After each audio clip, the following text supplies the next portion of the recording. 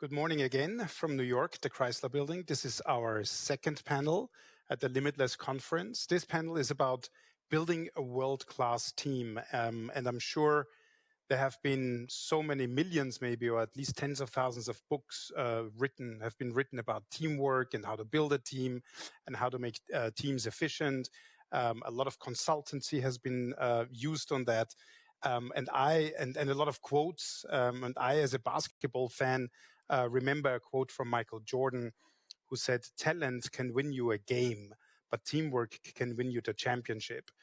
And I think it's going to be very interesting to talk to Lisa Bodell, the CEO of FutureThink, whose office is, I think, in the same building. It is. So good morning, Lisa. Good morning. Very happy to have you here. I'm glad to be here. Thanks for making it so convenient for me. By Of the way, course. I appreciate it. No lift, no Uber needed. No.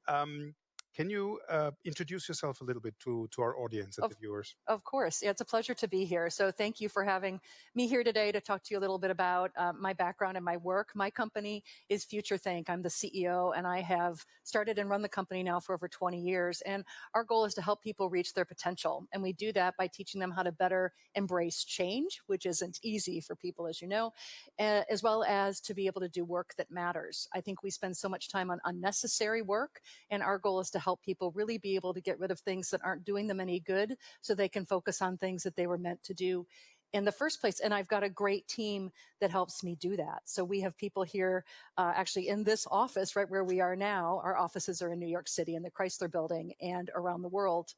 And I've got a great team of product developers, course designers, facilitators that teach people how to build skills that will help them be more successful, like innovation and leading change. Mm-hmm. It's been a great journey. Perfect. And can you talk a little bit more in specifics about those teams and the company culture and how you organize these teams at FutureThink? I'd be proud to, because I have some of my team members here today. I have a great team, and around the world, we're about 17 people.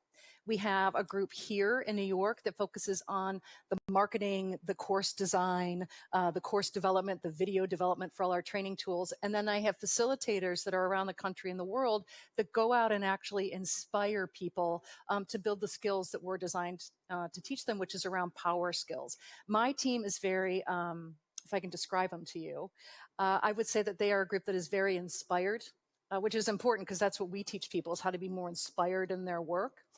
They're very driven. I'm a very driven person, and I need people that are also really driven to help us reach our mission. And they're very empowered, you know, especially when you have it's all about teams, right? No matter how big your company is. And that team has to be empowered to do their job the best that they can. And my team really, they go for it. Mm-hmm. They're a great group. And I guess to build a very efficient, effective team and have the right culture, the hiring process is also very important. How to find the right people. Oh, that's an understatement. That's an understatement. So maybe you can go into detail here. How do you do your hiring and what you look for in a good team member? Yeah, you know, less about the process, but more about what you look for, because a lot of it really is networking. You know, and finding people that are either in your industry or adjacent to it that understand the skills that you really need. And I believe in hiring people that have the experience in what you want them to do, but then more importantly is the characteristics or personality on top of that, especially at an entrepreneurial company like mine. I mean, when we recruit, we use things like networking and events and LinkedIn and contacts to really help us find those people. But I look for people that are aligned on the vision, that have the experience, but really I also look for drive. Mm-hmm. Because I think that's going to really matter for us. So it's not just skills, it's also attitude and personality, actually. Yeah, and you know, I love that you bring that up. And what's interesting is I think so many people focus on hiring people for what we call I people versus T people. And the future of building people inside companies and teams focuses on not just subject matter expertise, which is depth, right? Like if you're an engineer or a scientist, but the real thing that you have to look for is the team sport part of it, which is the power skills or the T. And we used to call those soft skills, mm-hmm. but now we call them power skills because they're really what lets you go from just competing with everyone with expertise to getting ahead of everyone with the power skills. So those are things like, can they collaborate? Right? Can they creative problem solve? Do they have initiative? Are they resilient? And you have to really give people examples and I think kind of situations during an interview to really determine if they can do it versus just talk the talk.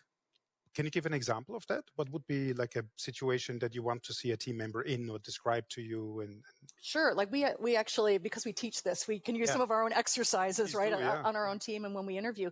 So for example, one of the things that you're always dealt in your business are wild cards. You know, very rarely do things go perfectly to plan. And if they do, then you're very lucky. So we need people that are really agile and resilient and can pivot on a dime. And so we ask people a lot of questions, what they would do in this situation. So for example, let's say that you are at a company and you're getting ready to launch a product and suddenly COVID hits. What do you do? How would you have done it in this situation with half the money, but you still have to reach the goal in the same amount of time? And what we're getting at is not the perfect answer, but the ability to be a creative problem solver. And I think that that's one of the skills that you can really get at by talking about situations. But I guess it's not just finding the right people, but also mixing the right people, having the right mix. So you can have a team of maybe 20 people and you can have a team of 4 people. And it's not the size, but it's the quality, I guess, and putting the right people together to work efficiently on problem solving or on the project. Do you have some magic, a secret sauce here? How to? Yeah, you know, so I would say this. I would say when I first started out hiring people, is I wanted people that were just like me, because it's very comfortable, right? You can feel like you're in a groove, but you don't realize that you're in a rut because then everyone's doing the same thing as you, but you don't get any fresh outside perspective. So what we talk about a lot when we build teams is how do you get a team that has all these skills versus one person that has all these skills. So for example, we have a diagnostic that we talk about that reveals if people on their team are good at creative problem solving, focusing on the future, being curious, being resilient, being agile, being simplified. Right? They cut out the unnecessary stuff. And what you find is that people are good at a few of those things. And so what you want is when you do a team diagnostic versus an individual is to be able to cover all of those things. So diversity is really important in terms of skills, but also in terms of thinking styles. And I think that's important as the leader to realize that so they get a good mix versus everyone that's the same. And I think you're also talking about decluttering or kind of focusing on the essentials. Yes. And not just doing, because when we say, if you want to be innovative or if you want to have change, then normally you have to do more than before. No. But sometimes it's less is more. So elaborate on that. Yeah, you know, it's funny because when I first started my organization, I talked about innovation. And what I really wanted people to do was just embrace change and come up with new ideas. And what we realized early on, not just with our own company, but with our clients was, you know, ideas and activity is not the problem. People are really good at doing, but they're not very good at focusing. And that's because we value more. You know, we reward people in our organizations for running more products and services, more people, more geographies, bigger revenue, et cetera. But we don't really reward people on valuable. And so what that means is giving people the ability to focus and say no so they can prioritize on what's really important. And we don't do that in our organizations because if that was really true, we wouldn't be spending so much of our time in meetings and emails. And that's where people spend their time. So because we normally say, oh, he's a doer or she's a doer, so that's a good thing. But what you're saying is that sometimes we should be thinking more than doing more, maybe. Yeah, you know, it's interesting. I'm glad you brought this up because I will ask people, what do they spend their day doing? And I can tell you what they're going to say before they say it.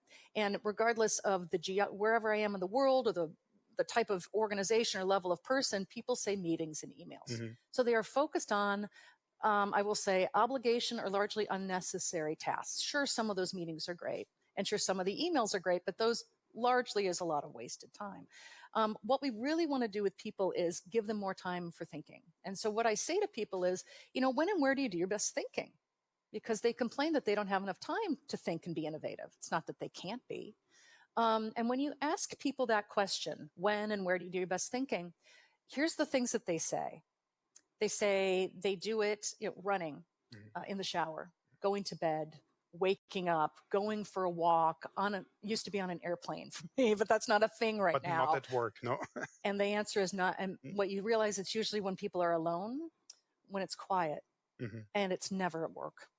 And so what that says to us is we need to change our culture, and what we value is we need as leaders and as team members to give each other time to think, because thinking is a daring act right now. We value doing. And to do that, you have to make space, right? Get rid of stuff that's not working. And by letting people have their time to think alone, they'll come up with good ideas. So then when they get together, they can build the ideas together. So without the ability to come up with the ideas, these meetings where we are trying to solve problems aren't any good because we haven't had the time to think. But let's say in an ideal team, everybody is a productive member. Everybody thinks, and does, and is innovative and wants change. But not all the time teams are perfect. So sometimes you have to make the hard decision to let go of certain team members. Yeah.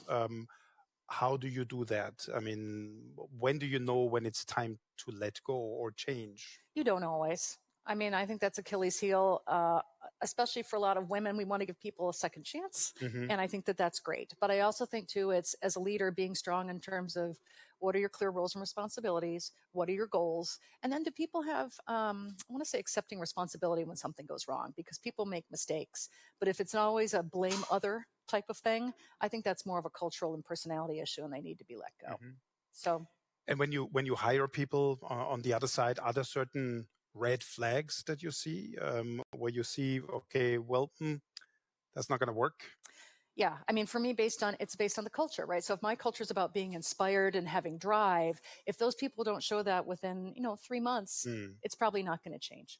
I mean, I hate to say that, but you, as a training organization, you can teach the skills all you want, but sometimes people are aligned with it and sometimes they're not. Mm-hmm. So I think everyone always says, it's better to do something quick than not. And that's something I've learned over time.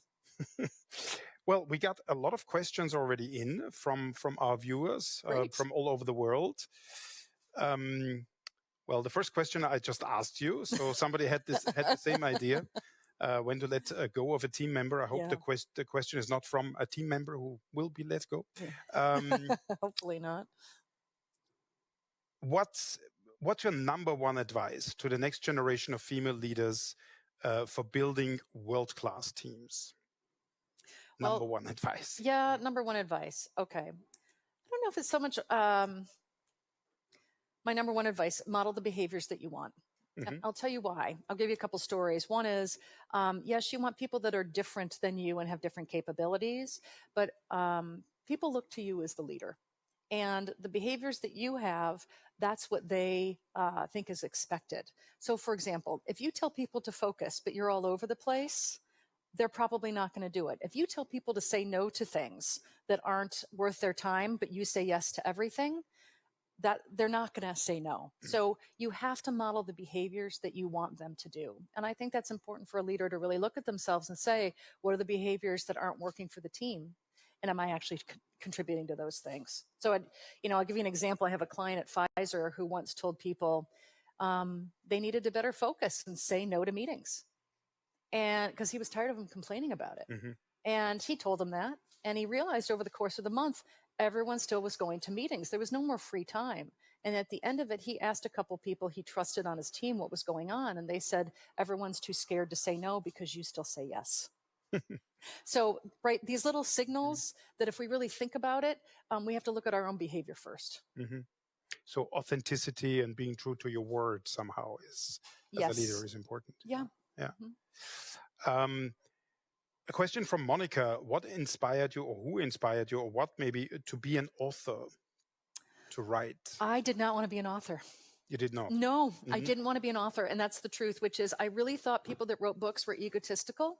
And here I am as someone who writes books now.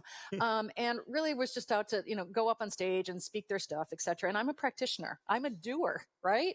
And I didn't think it was something that would benefit. It's a lot of work. And someone convinced me. They said, really, you need a platform to really bring together all the good work that you do. And so I wrote a book and it changed my life. And what it does is it lets you coalesce what you believe in and really put down on paper, right, what your purpose is and what you want to accomplish. And the other thing that I think it does is it's a really great, new business vehicle, which is why I like it, because I'm a business person. So really, I didn't want to do it. But I think if you have something that you want to say, it doesn't have to be a big, novel. It can be something short and sweet, and it really kind of puts down on paper what you're all about. Are there differences in teams, let's say entrepreneurial teams compared to sports teams or teams in art and culture? A little. I mean, it's interesting. We always train, we have Olympic level athletes, don't we? But we don't have Olympic level entrepreneurs. We don't train people to do that. It's really a job that's by doing. And I think there's a lot of similarities. Teamwork is obviously one, having a leader, having inspiration, overcoming adversity. That's why there's so many people and athletes that are on the speaking circuit that talk about that. And we're motivated by it because, there's a common goal, there's a winning aspect. But I think the difference for entrepreneurs is, the game's not over. It's never over. It's just ongoing. And we need to teach people kind of longer term skills to stick it out for 20 seasons, not just 5. And that's a different kind of person. I think an entrepreneur has to be incredibly agile and resilient. Anda asks, Lisa, and you mentioned it, maybe your dream team is in your own organization, but what does dream team mean to you? The term dream team. Yeah. A dream team is something where you feel like this is for me as an entrepreneur, you feel like you can step out of the organization and it's not going to fail. So this is for me as a small company, but even as a team leader, that you're comfortable that you can step back for a long period of time, not just on vacation, and that everything will work smoothly. So because you don't want a company or a team that's dependent only on you, that's one, too risky, and two, that's not really a team. So to me, a dream team as an entrepreneur is something that works perfectly fine without you there. It still keeps on its missions and its goals. And you have clients that want to work with all the people on your team, not just you. So there's kind of this breadth and this depth that you need to have. I mean, I work in a very small team. And I also have a dream team, I would say. And of That's course, good. because one of my team members is here. And I think what I agree with is, you want people who feel responsible, but not just for their own tasks and maybe specified work that they have, but they still feel responsible for the greater good and the greater organization, and stand behind the organization as well when you're gone. So you know what I love about what you just said? So that's the difference to me between having people that have job descriptions and believe in the vision of a company, right? So there's a difference of, people come to work for a job, but really what they come to work for is a vision. I mean, I always like to say is that I don't know anyone that wakes up in the morning and gets so excited about shareholder value. That's not a vision. Right? That's just kind of a money-making proposition. If there's some kind of vision beyond that, you're saving lives, you're building skills, we're meeting potential, that's what really helps people transcend and want to go above and beyond. As long as the leader models it. In the previous panel, we talked about the why. Why do you do something? Why do you start a business? If you don't know the why, if it's only about making money, then also the people maybe in the organization, they also need to know the why and have to identify with the why, ideally. I agree. So job descriptions are the what, right? The processes are the how, but the vision's the why. And I think that, again, if the leader doesn't model that, you can have the most talented team in the world and it's not going to matter. It's wasted talent. Yeah. Another question from also Anda: how do you encourage professionals to share their ideas and not be afraid of consequences in their career, I guess, if the ideas don't work out? So this is more about taking risks. Yeah. So sharing ideas is one thing. And that, again, is where you have a culture that people are okay to give ideas that might not be, that might be a little disruptive, right? We naturally resist change, by the way, as humans. So it's human nature to do that. But getting a culture that's open to change is first and foremost driven by the leader. And secondly, if you're the person on the team, it's how do you know what the risk factors are that hold the leader back so you can better bulletproof your ideas. So a couple things. One, how do you take a risk? We tell people, first of all, to bulletproof your idea and understanding what is it that the boss wants. So is it all about money? Is it about making sure you can pilot something? Is it about having a prototype? Is it about speed to market? And then if you can better bulletproof your idea, the more likely you are to sell it in.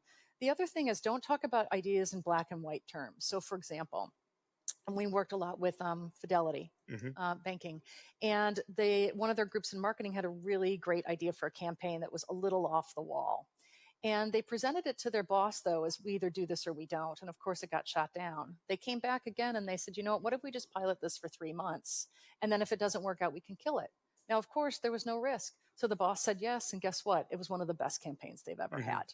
So, we have to start to think about other people's feelings in terms of embracing risk and how we present it in terms of an all or nothing. Mm-hmm. That's a very good answer. Um, Tanya is asking you, what are you doing with your gut feeling when hiring? How can you avoid biases in the recruiting process? Well, a couple things. We do, I have more than just me meet everybody. So what I like to do is a couple things. First of all is there has to be a personality fit. So I vet them, or whoever's hiring vets them. Mm-hmm. Then they have at least 2 other team members that talk with them. We then bring them in because we want to meet them in person, not just online. Sure.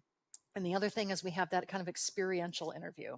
And what I mean by that is after we have the first round of interview of the basic stuff, we then go and we give them situational questions, like I mentioned in the first place. What would you do if? And usually they're kind of crisis situations, right? The unexpected.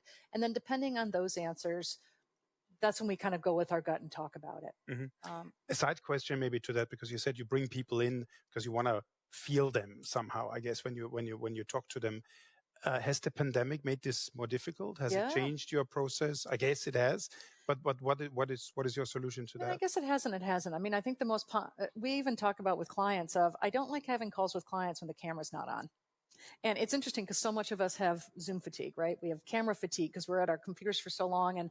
And it really is exhausting to always be on, right? Because you're not just looking at people, you're looking at yourself. That gets a little reflective. But I think one of the things that's really important is always to have the camera on, because the thing that's really hurt us in the pandemic is we don't have what they call that social lubricant of just passing people in the halls, that informality, the nonverbals. And so I think it is vital for you to be able to meet on video if you can't meet in person, so you can see the nonverbals. It's about eye contact, it's gestures, it's pausing, it's language. It might even be tone of voice. So I really do think while it's great that we can do things remotely, I think having the human connection, we have to figure out a way to keep that going. And talking about the pandemic, Tanya is asking, what's the number one power skill to thrive in a post-pandemic business world? Well, I'm going to say agility, but I think one of the things that's been really cool is you see a lot of companies during the pandemic that were able to be agile. For one reason, because they're focused. They know the why.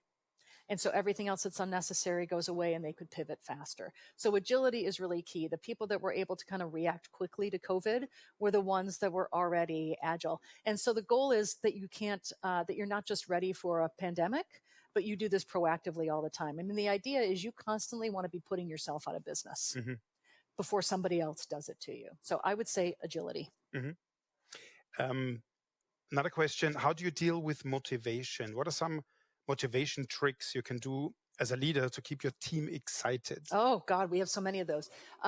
We do, because we have to practice what we preach, or as they say, eat your own dog food, because we teach this. And so if we're going to go out and inspire teams, we have to do it on ourselves. And we have a lot of my people are trained in improvisation. They've worked at Second City, at Saturday Night Live. They do some really cool things. And so let me give you a couple examples. If we want people to overcome, if they feel bogged down and unmotivated because they're just bogged down in work, we do an exercise with my team called Kill a Stupid Rule.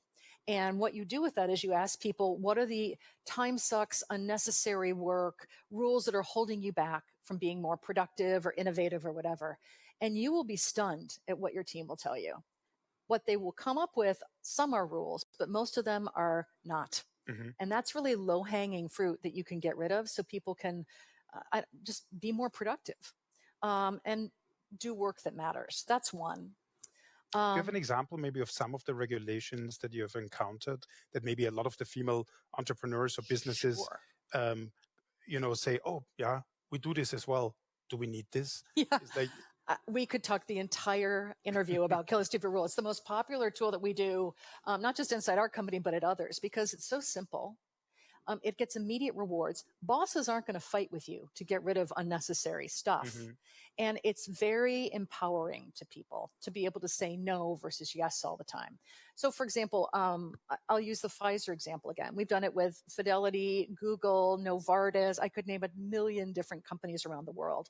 And the CEOs love Kill a Stupid Rule because Pfizer. We got 800 people in a room. Actually, we did 8 rooms of 100. And we do it. What you want to do is do it by your function or your team, right? That your sphere of control is what's important, not your sphere of concern. We spend too much time worrying about things that are out of our control. So there's a lot in your control that is self-imposed, unnecessary. And so we work on team rules. And in less than an hour, we asked teams what are things that are completely unnecessary, time sucks, bog you down. And the first thing a pharmaceutical company will do, or a bank or an intelligence, is they'll say, well, we're regulated. Things are so complex.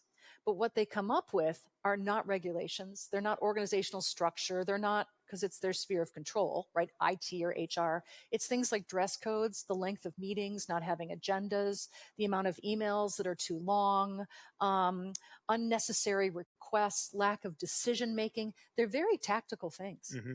And we were able to, in an hour, with 800 people, get rid of dozens of rules. Dozens. Mm-hmm. And it's the great thing about an exercise like that is it's free. It's free. It doesn't cost you anything to do it. So that's a great exercise to motivate people. Another thing we do is, shake up your status meetings. I feel like so many of our meetings, even at my company, and we're about innovation, they can be boring, right? Our status meetings are just like report outs. So a few weeks ago, one of my futurists, we have trained futurists on my staff, I said, why don't you come and just for a half hour present on crypto and NFTs? And he gave a whole primer in 30 minutes to people that was so inspiring and simple. I also had a mentalist come. I said, why not, if we really want to teach people about being curious and looking at things differently, let's have someone that's a master of it. So I hired a mentalist. He came for an hour. Very inspiring for the team. I just know the TV series, The Mentalist. I don't know what a mentalist does. Okay. Yeah. It's like a business psychic. Okay. Yeah. Think of it like a magician on steroids. Oh, that sounds good. Yeah. Fun. Another question is, how do you create a balance between hard and soft skills within your team? How do you create a balance? Well, I don't know if there's ever a balance. Sometimes you need more of the hard and more of the soft. Balance, maybe. I don't know if you do. Yeah. I don't. But I think the key thing for me is, as people are building teams in the future, companies are not these big organizations. Companies are teams and the work you do every day. That's your culture, the work you do every day. So however the leader behaves and the work you do every day, that's the culture you experience. So take a company like Novartis, right? Mm-hmm. There are people in the labs and their workday is very different than the people in procurement and the people that lead them. So what we want to focus on, though, is we spend so much time getting these experts. But really, at the end of the day, if you have an expert that can't collaborate and work across teams, it really, at some point, that expert isn't going to matter. So I think you should hire for the expertise, but you should train for the power skills. Mm-hmm. That's my feeling. Mm-hmm. And you were talking at the beginning as well about decluttering, keep it focused, yeah. Reduce the number of meetings, etc., and really do only meetings that make sense. Yeah. Has COVID and the pandemic somehow made this easier or more difficult? Because nowadays I feel there's so many online meetings now, things that you maybe would have discussed at the coffee machine in 2 minutes, when you're in the kitchen. Now we have a meeting about it. Now we have a Zoom call. Now we have a what do you call it? Facebook Live or something, a WhatsApp, film call. Is that better or is it more difficult now? Yes. Okay. The answer is yes. So, yeah. All right, here are the pluses. I think the plus is before the pandemic, everybody said, you can't train remotely. We can't trust people to work remotely. It's amazing what you can do when you're forced to do it, right? So, because what it comes down to is trust. Really, it's power, control, and trust. And so we had to rebuild trust in the pandemic. So I think what was cool for people is it gave them flexibility. It gave them a little bit more power over their time. And I think it really helped them focus on what really matters. We've all learned that during the pandemic, whether it's what friends you want to see, how you want to spend your time, or what work is really important to you and where you want to live. Mm-hmm. So that was a very positive thing. I think the thing that's been hard is what we expected is that we would get more time back for work-life balance. I personally don't believe there's such a thing, by the way. But I think what happened is that we're in more meetings because we replaced our commute time with work. And so rather than getting up in the morning and like getting in here today in New York City from my home, normally I would have already gotten an hour more email in. And so what we have to really figure out, and I think this is very valuable for the people that are listening here, is how do you want to spend your time? Mm-hmm. Because now we have more flexibility than ever. How are you going to set those boundaries? something we talk about with people, and this gets to simplification, is, tell me what you say yes to, and I'll tell you who you are.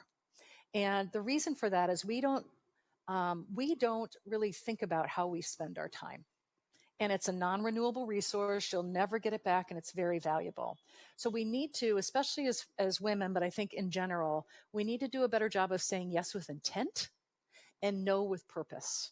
And if we can do that, I think we're going to be able to better focus on things that matter versus the obligations and the unnecessary work. And it's not easy to do.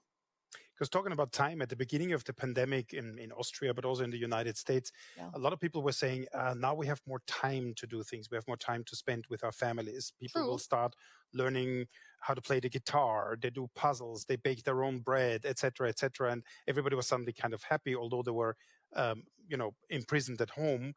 And now you would expect that you have suddenly a lot of very good guitar players and a lot of very good bakers. But somehow it kind of fizzled out, and people want back to the normal again. They want to commute again. I just read an article not too long ago.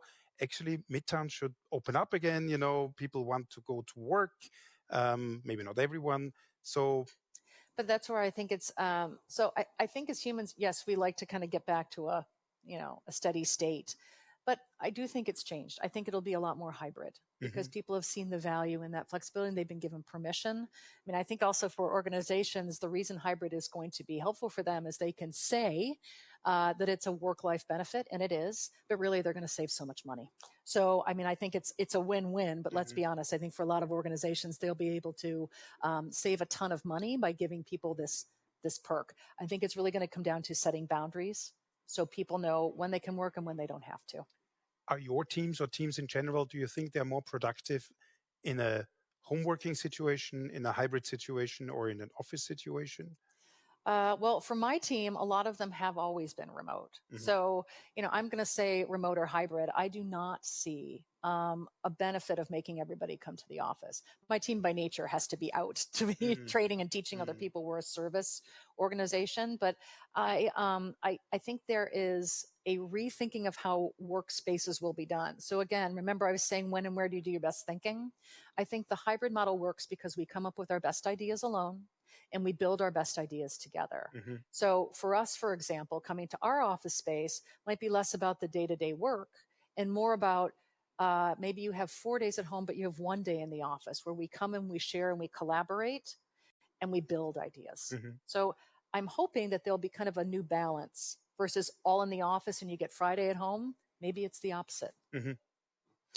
And a question about diversity. How do you ensure diversity in teams or in your team, or what are ways to do this? Depends on how you define diversity. So I sit on a lot of diversity and inclusion, DEI boards, right? Equity and inclusion. I've done it at Novartis. I've done it at the World Economic Forum. I've done it at the NSA. And so what's really interesting is that no matter if you're at a government agency, a large association, or at a company, they all look at diversity, I think, in very black and white terms. And what I mean by that is sex, race, etc. And I think what we need to do is, my feeling is on thinking styles. I mean, we do need to be able to have all those other boxes ticked, so to speak, but I think thinking styles is eventually what it's going to get to in terms of types of teams. It doesn't matter if you have just outward diversity if you don't also have inward diversity. We've seen that teams that have diversity outperform teams that don't. So I think it's about thinking styles and perspectives that are really beneficial.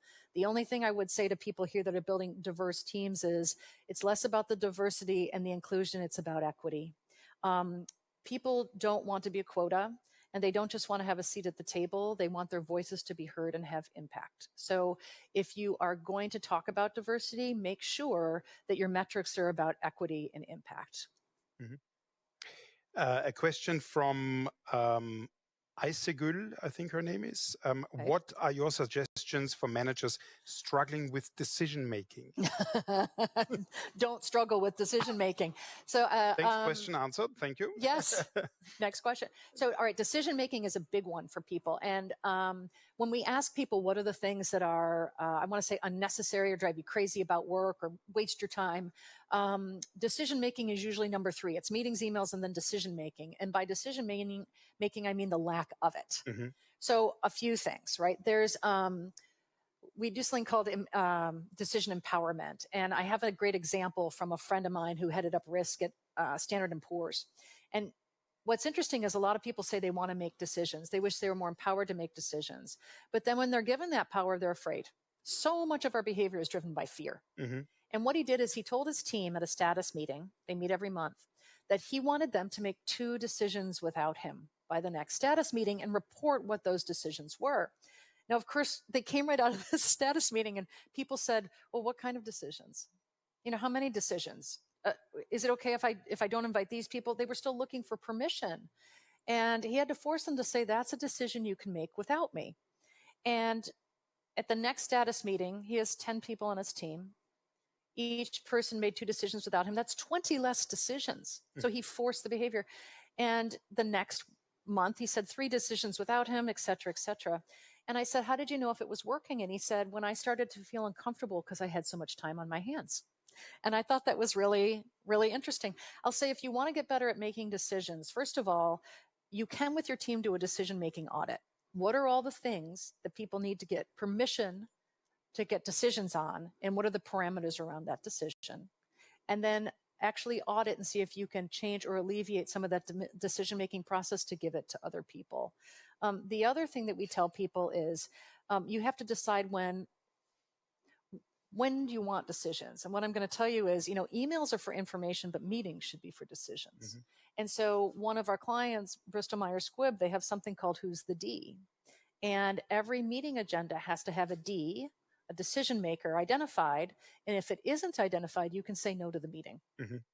So those are little tricks that force people to make sure decisions are being made, so you know why you're doing something in the first place. I like that, and I will install it in my office as well. Right? Absolutely, we have to have a D, because sometimes you have a meeting, without even an agenda. You don't know exactly what it's about. People talk about something, agree about a lot of things, then leave the meeting, maybe even happy. But then who's doing what? Who's doing the follow-up? Who has, who does the next steps? Mm-hmm. That's sometimes you really have to make a decision and then also, exercise it. I would also recommend too is, next steps has become like white noise. What are the next steps? It's less about what the steps are. It's the decisions that were made. Mm-hmm. And so what did we decide? Who's going to do it? Yeah. So if we can get in the language of decisions, I think that will help people better take action. Mm-hmm. More decisions than discussions. Please. Good one. All right. I think we have time for 1 or 2 more questions. Great. It's about size of teams. Anna asks that. How do you keep or revive even a team when they grow? What impact have you seen on team culture when teams grow, maybe even rapidly? Mm-hmm.